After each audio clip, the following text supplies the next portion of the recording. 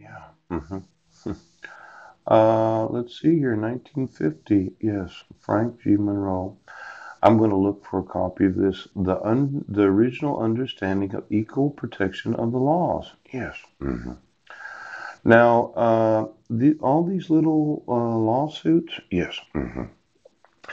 You're going to get one of these for refusing uh, to enforce the 14th Amendment. Now, this idea, right, that you're just going to continue to say that I, as a citizen, yeah, am not a protected class of citizens because I don't have a residence, I don't have an actual place where you can send mail.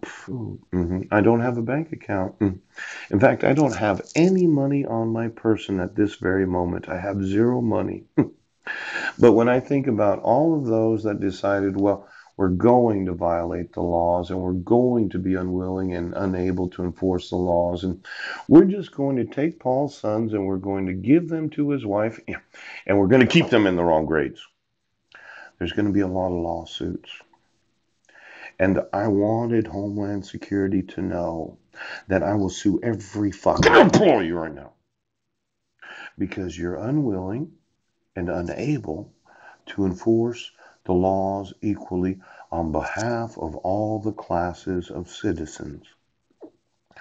Now, the legislative history, yes, supports the notion not only that conspiracies by private individuals, yes, known as Mike Van Proyn, any of his dogs, and any of the employee, any of Mike, I'd like to speak to your wife about why it is, yes, that this county sent my mail to your address, yes, arrested me multiple times for crimes I didn't commit, yeah, and then refuses to enforce child abuse. So, Mike, I'd like to speak to your wife. Equal protection of the laws was conceptually possible, but also that the statute was enacted to protect citizens against precisely such a deprivation. At the time, the statute was passed, the Ku Klux Klan and private individuals had acted to subvert state law enforcement mechanisms and to ensure unequal application of state laws.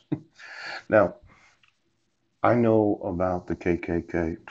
In fact, I said, if you want to join them, go ahead. I sent you applications. See, I am an American citizen, and as much as you have a hatred for anything, you have a hatred for women, yes, you have an hatred for black people. You can hate anybody in this nation, and I think that is your right. But as soon as you all conspire right now you violated the laws. You can hate anyone you want. You just cannot hurt them. You can't harm them. Yes. And you cannot conspire to violate the laws to get what you want. Pooh. I'm big on this whole idea of hatred. It sounds kind of odd, but it is a freedom, isn't it? I have a hatred. I hate middle aged Nazis.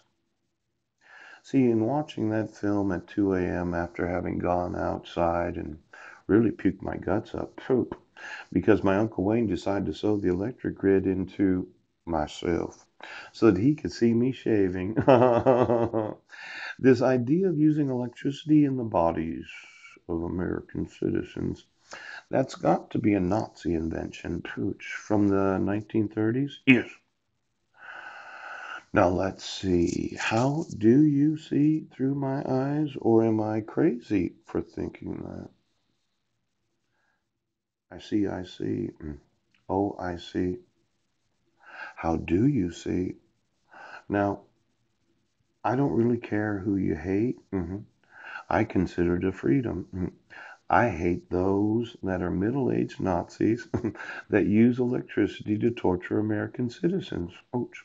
See, the young Nazis, they might shave off their hair. They might have swastikas all over their bodies. But the truth of the matter is their hatred is a freedom. Yeah. And as long as they don't torture, terrorize, or conspire to deprive Americans of the equal enforcement of the laws. I don't care what they do. Be a Nazi. Good for you. But those that get into their 50s to their 70s, the seniors of the Nazis, see, they got the money, don't they? Oh. They think that this nation needs to be like it was in 1936, but it's 2019. Now, you would say,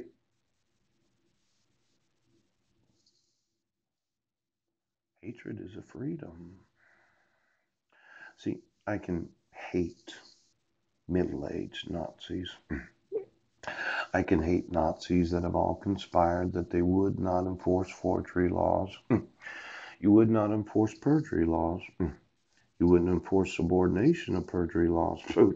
You won't enforce child abuse laws because you're way.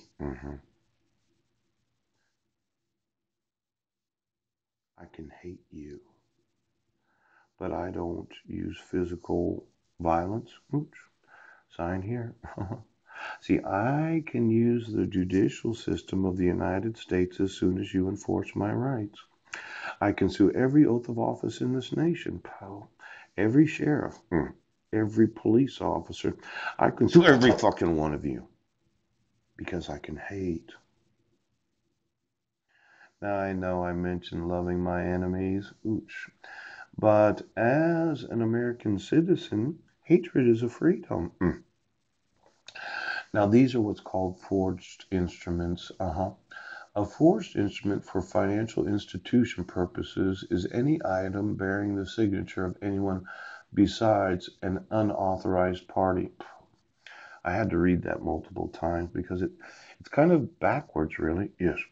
A forged instrument for financial institution purposes, yes, is any item bearing the signature of anyone besides an unauthorized party. That means it wouldn't be considered a forgery, yes, if it was the authorized signature of the party. Oh, it took me a while to get it, really, it did.